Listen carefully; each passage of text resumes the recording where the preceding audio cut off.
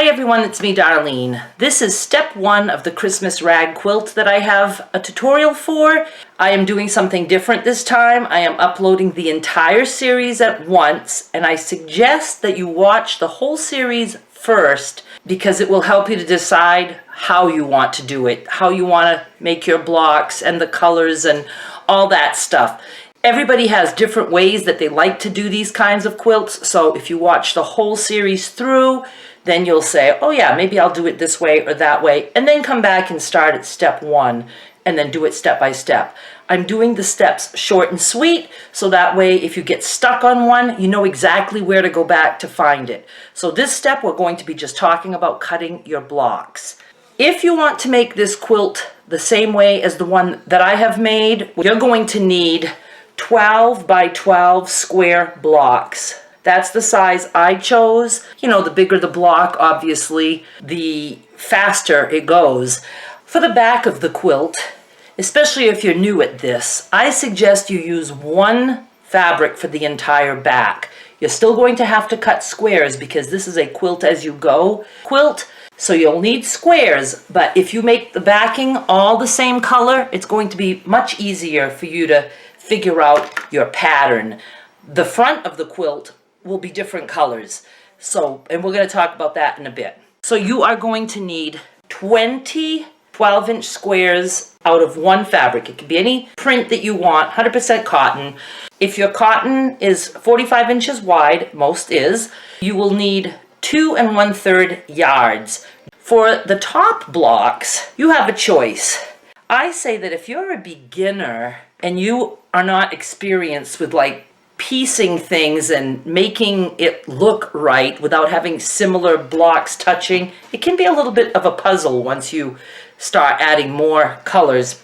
You could decide to do just red and green if you're doing Christmas. You can do any colors you want, but if you're new at this, I think that if you just go ahead with 2 colors, then you can do like checkerboard. So, you know, it would be red, green, red, green. The next row would be green, red, green, red, red, green, red, green.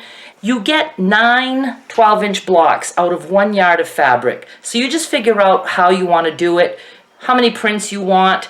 1/3 of a yard will give you 3 blocks. So if you'd like to add variety, for each 1/3 of a yard, you will get 3 blocks out of that. If any of this is confusing, ask me in the comments. And obviously, you can make your blocks whatever size you want. Do know, though, that a 12-inch cut is going to end up being a 10-inch block. So 4 blocks across will be 40 inches. Whatever size cut you choose, the finished block is going to be 2 inches smaller. So if you cut your fabric 15 inches square, you're going to end up with 13-inch blocks. If you cut your fabric 8 inches square, you're going to end up with 6-inch blocks. You know what I mean, Jelly Bean? After you've decided, you are free to go ahead and cut all your blocks in advance and start playing with the patterns. You can also just draw on a piece of paper and use crayons and see what color combination you like.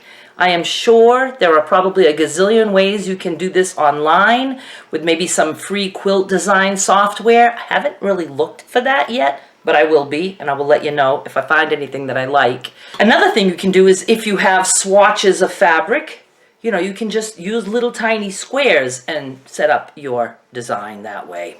Once you decide what size block you're going to have, I have 12 inches, you are going to cut out 20 pieces of batting or flannel, talk to you about that in a second, 2 inches smaller than your size block.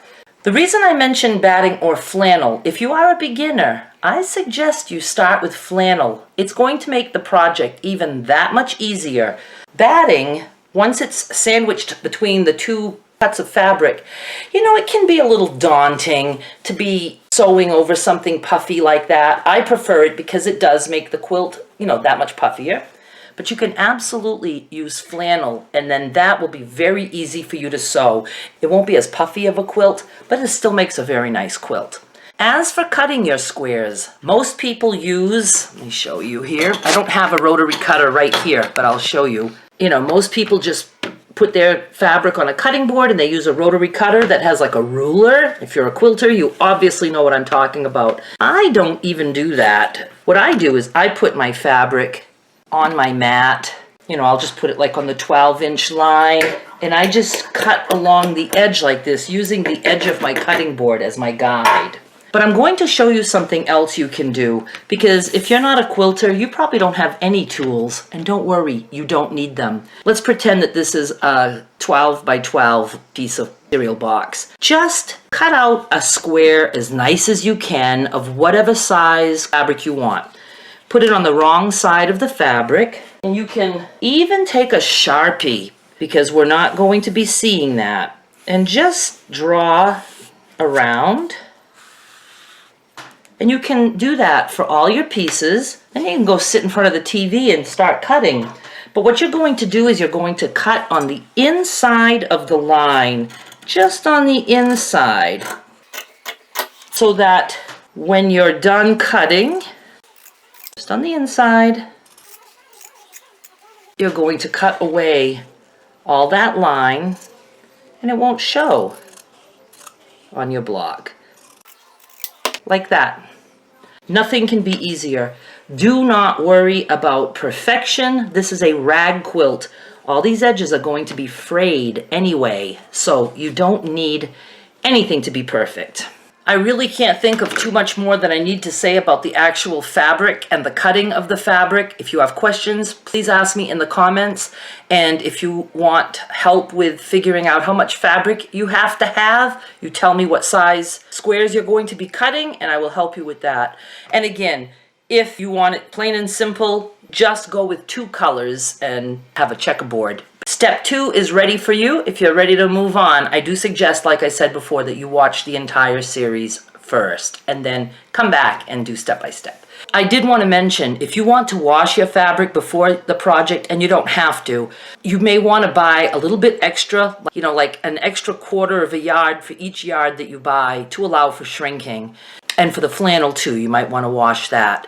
If you're using batting, you obviously don't wash this. You use that as is.